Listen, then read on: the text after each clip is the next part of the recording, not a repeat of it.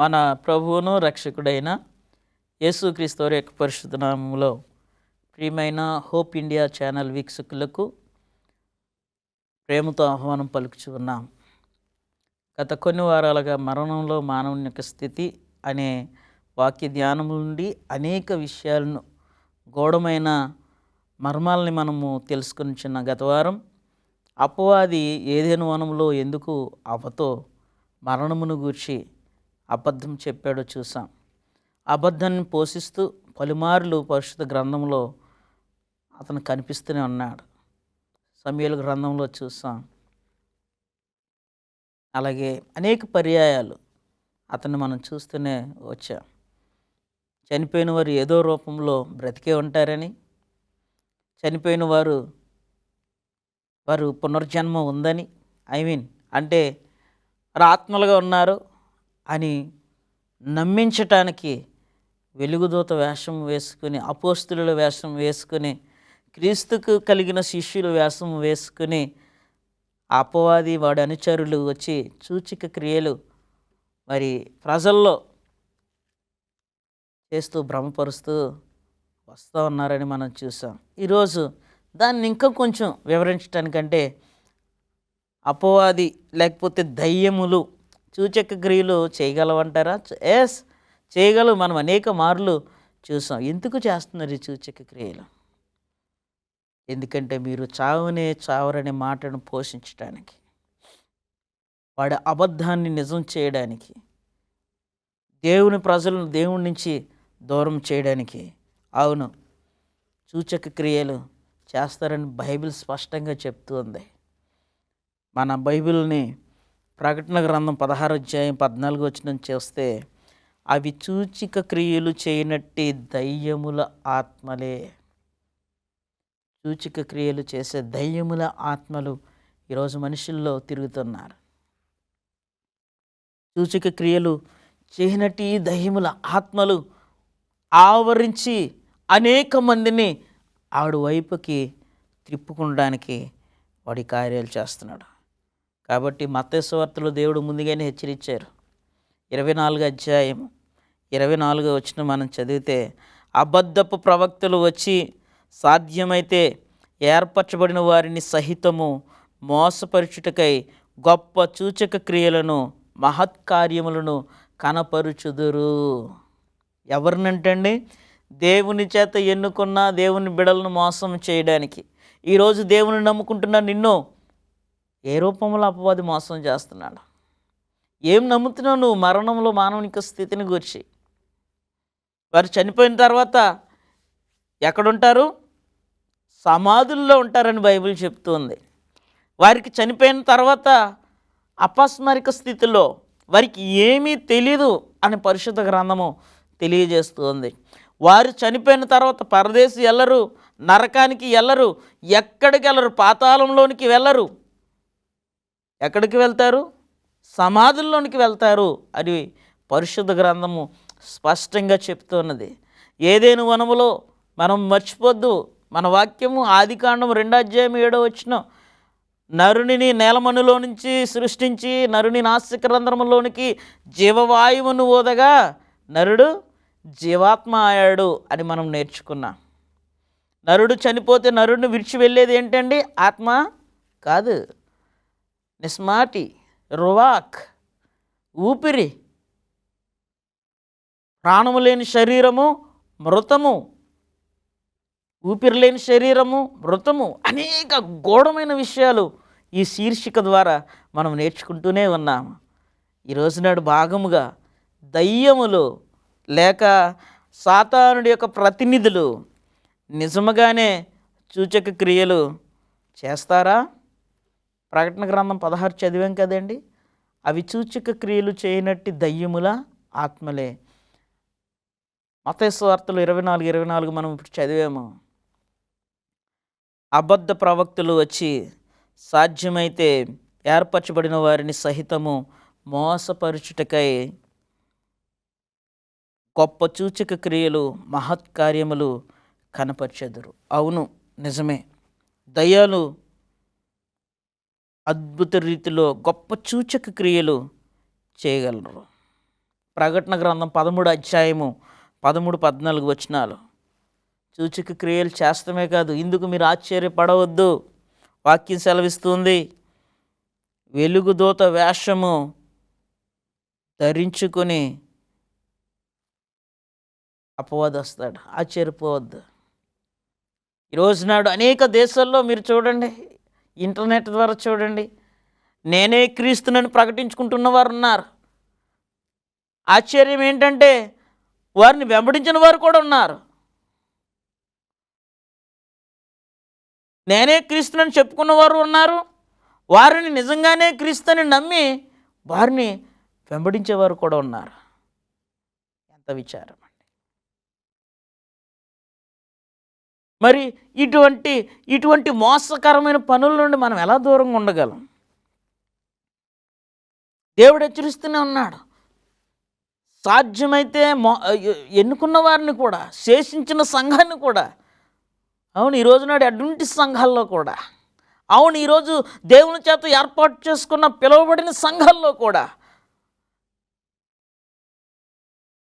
ఇటువంటి కార్యాలు చూసి జనాలు కుప్పలు కింద అధిక సంఖ్యలో వెళ్ళిపోతున్నారు మోసంలోనికి.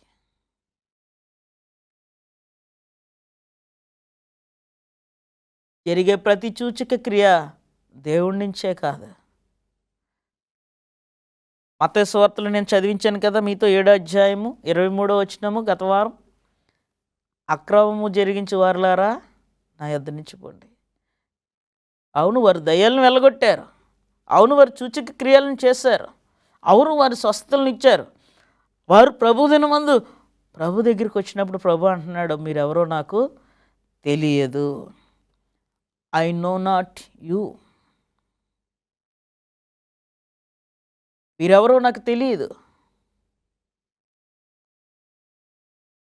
ఈరోజు నా ప్రార్థన జీవితం ఏమై అన్నది ప్రభు ఎదుట. ఈరోజు నాడు మనం నమ్ముతున్న విశ్వాసము నుండి మనం ఎక్కడికి వెళ్ళగలము? ప్రత్యేకంగా మరణించిన తర్వాత మానవునికి ఏం జరుగుతుంది? ఇన్ని క్రియలు మనం చూసుకుంటూ వచ్చాం. వాడు మనిషిని దేవునికి దూరం చేయడానికి రూపాలు మార్చుకుంటూ, క్రియలను మార్చుకుంటూ వాడు పరిగెడుతూనే ఉన్నాడు. అదేవిధంగా క్రైస్తవులు ఈ అపవాది తంత్రములకు పడిపోతూనే ఉన్నారు. మత్తయి సువార్త 24వ అధ్యాయము 23 మనం చదివితే మనం అనుకుంటున్నట్టు ఎంతో గొప్ప క్రియలు చేస్తున్న వారిని మనం చూస్తున్నప్పుడు వారి దేవుని సంబంధులను మీరు అనుకొనవద్దు. మిమ్మల్ని మోసం చేయడానికి, మిమ్మల్ని భ్రమపరచడానికి. గతంలో చూసాం కింద వారం, సమూయేలు ప్రవక్త కావాలంటే ఎందోరులో ఉన్న ఆ స్త్రీ, కర్ణపిశాచము కలిగిన స్త్రీ ఆయన్ని రప్పించింది. మోషే కాలంలో చూసాం గత వారం, పాముని చేస్తుంటే వారు పాముని చేస్తున్నారు.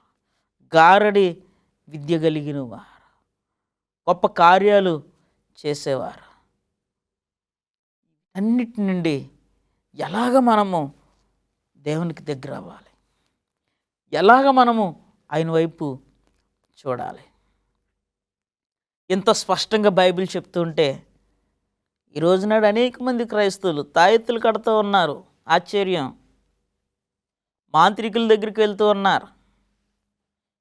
ఏం జరిగింది?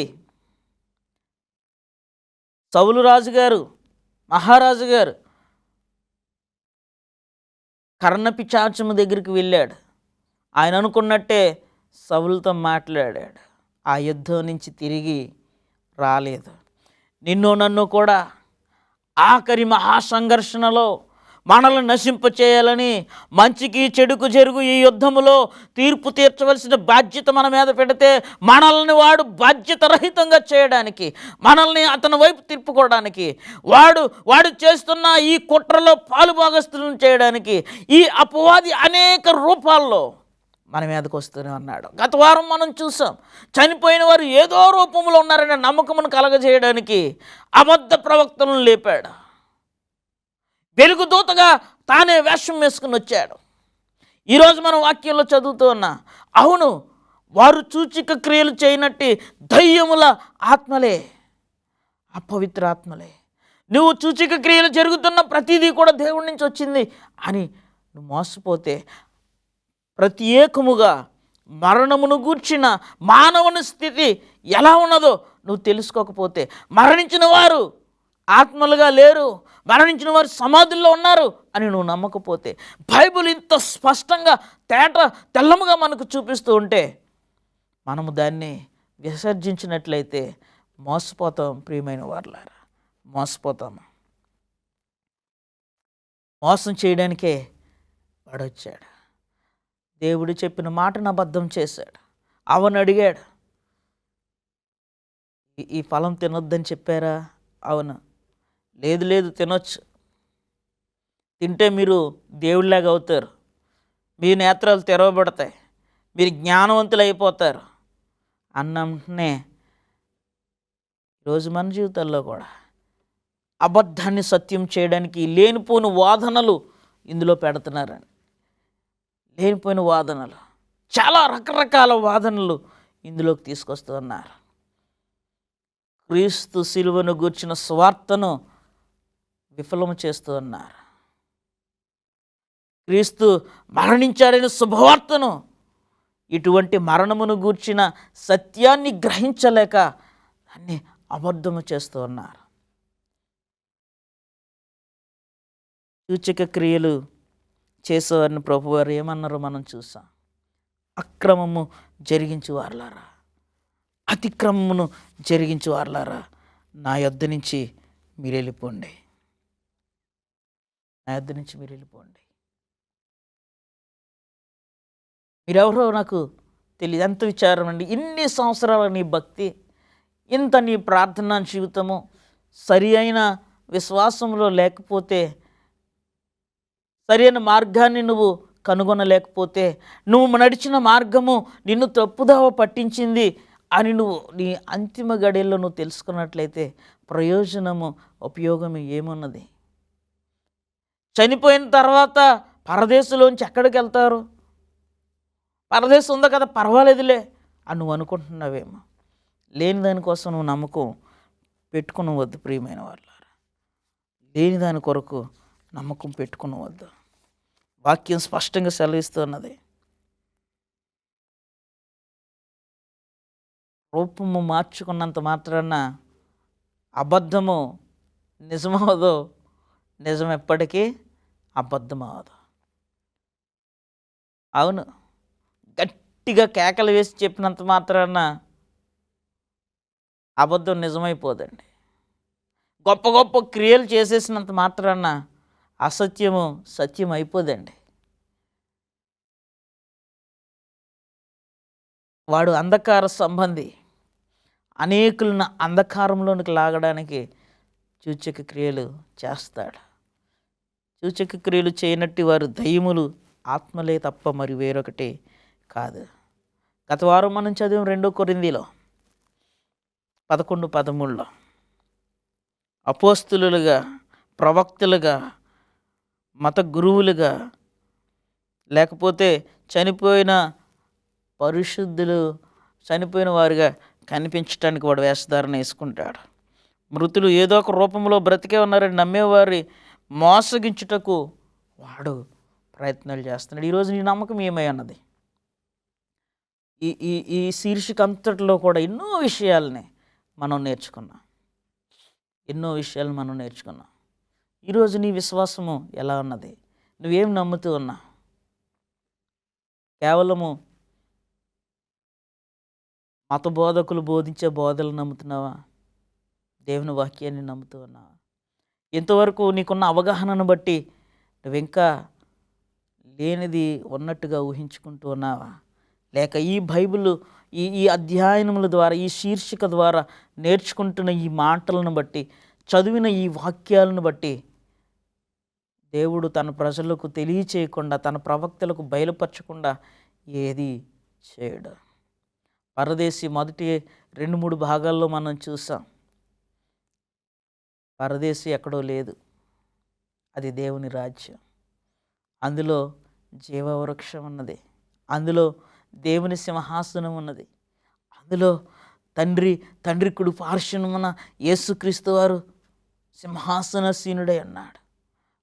ఆ మహామహుని సమక్షంలో ఆ దేవుని రాజ్యంలో ఆ ప్రవక్తలు చూశారు. చెరూబులు వాటి రెక్కలతో కాళ్ళను కప్పుకుంటూ, రెక్కలతో తమ దేహమును కప్పుకుంటూ, రెక్కలతో ఎగురుతూ దేవుణ్ణి ప్రతిగానములు పరిశుద్ధుడు పరిశుద్ధుడు పరిశుద్ధుడు అని గానం చేయటం చూశారు. ఆ దర్శనములో 24 పెద్దలు తమ కిరీటములను తీసి ఆయన సింహాసనం మీద వేయట చూశారు. ఎక్కడా దర్శనము? పరదైసులో. ఎక్కడా పరదైసు? పరలోకం. అంతేగాని చనిపోయిన వారు పరదేశులు ఉంటారు అనే సిద్ధాంతము బైబిల్కి విరుద్ధమైన సిద్ధాంతము. చనిపోయిన వారు పునర్జన్మ ఉంది, చనిపోయిన వారు ఏదో రూపంలో బ్రతికే ఉన్నారు, చనిపోయిన వారు ఎక్కడో ఉన్నారు అనే నమ్మకము బైబిల్కు విరుద్ధమైన నమ్మకము. అబద్ధం ఎందుకు చెప్పాడు? మనుషులను మోసం చేయడానికి, అబద్ధాన్ని నిజం చేయడానికి సూచక క్రియలు చేస్తా అన్నాడు. కాబట్టి సూచక క్రియలను చూసి నువ్వు మోసపోవద్దు ప్రియ సహోదరి సహోదరుడా. అక్కడ గొప్ప కార్యాలు జరుగుతున్నాయి, ఇక్కడ గొప్ప కార్యాలు జరుగుతున్నాయి, వెళ్ళవద్దు ప్రియ సహోదరి సహోదరుడా. క్రీస్తు అక్కడ ఉన్నాడు, క్రీస్తు ఇక్కడ ఉన్నాడు అని చెప్తే మీరు వెళ్ళవద్దు అని క్రీస్తు మనకి హెచ్చరికనిస్తూ ఉన్నారు. ఎందుకంటే నిన్ను నన్ను మోసం చేయడానికి అవసరమైతే వాడు వెలుగుదూత వేషము వేసుకుని మరింత ఆశ్చర్యము కలిగించునంటండి. అపోస్తులుగా రావడమే కాదు, అబద్ధపు అపోస్తులుగా, దొంగ అపోస్తులుగా రావడమే కాదు, ప్రవక్తలుగా. అవును, కొంత ప్రవక్తలు నమ్ముతున్నారు, వారే క్రీస్తు అంటున్నారు, వారికే బయలుపరిచింది అంటున్నారు. కానీ వారి జీవితాలు లేఖనమునకు విరుద్ధముగా ఉన్నాయి. వారి సిద్ధాంతాలు పరిశుద్ధ గ్రంథములో లేని సిద్ధాంతాలు, పరిశుద్ధ గ్రంథమును త్రప్పుదావ పట్టించే సిద్ధాంతాలు, పరిశుద్ధ గ్రంథానికి వ్యతిరేకంగా ఉన్న సిద్ధాంతాలు. ఇటువంటి నమ్మకం కలిగిన వారు అనేకులు ఉన్నారు. ఎందుకున్నారు? వాడి పని మోసము చేయడమే. మోసపోతావేమో జాగ్రత్త అని దేవుడు మనల్ని హెచ్చరిస్తూ ఉన్నాడు.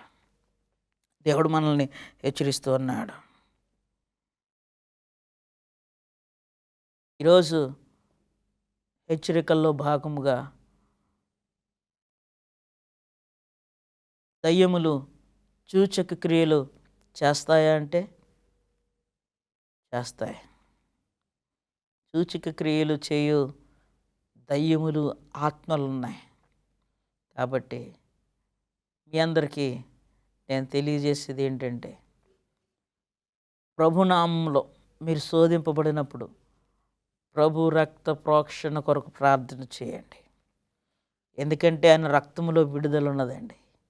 ప్రతి పాపము నుండి మనకు విడుదలను దయచేయగలిగే శక్తి ఆయన రక్తములో ఉంది. ఎందుకంటే ఆయన పొందిన దెబ్బల చేత మనకి స్వస్థత కలిగినది అని బైబిల్ చెప్తుంది. మానసిక అస్వస్థతలో ఉన్నారా? దయ్యముల చేత మీరు పీడించబడుతూ ఉన్నారా? ఆందోళనలో ఉన్నారా? దిగ్భ్రాంతిలో ఉన్నారా?